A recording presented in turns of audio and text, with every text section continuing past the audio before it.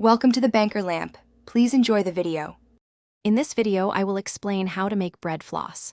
First, let's gather our ingredients.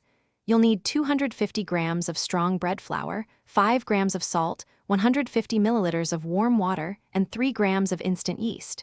Don't forget 15 grams of sugar and 15 grams of unsalted butter.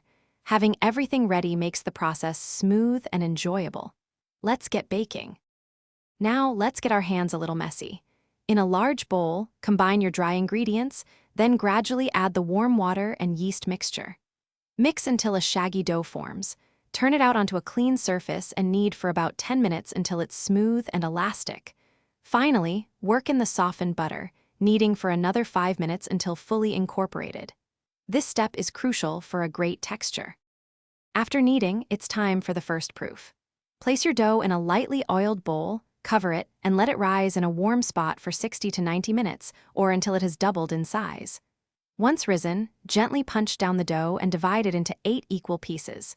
Each piece should weigh approximately 60 grams. Now, roll each piece into a long, thin strand, about 12 inches in length, ready for shaping.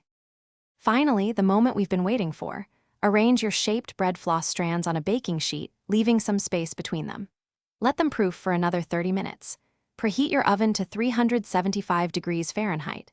Bake for 12 to 15 minutes, or until they are beautifully golden brown. Once cooled, you can add your favorite savory toppings. Remember to check the description for the link to Little Tree's black ice and other great deals. Enjoy your homemade bread floss. Thanks for watching. If this was helpful, leave a like and consider subscribing. See you next time.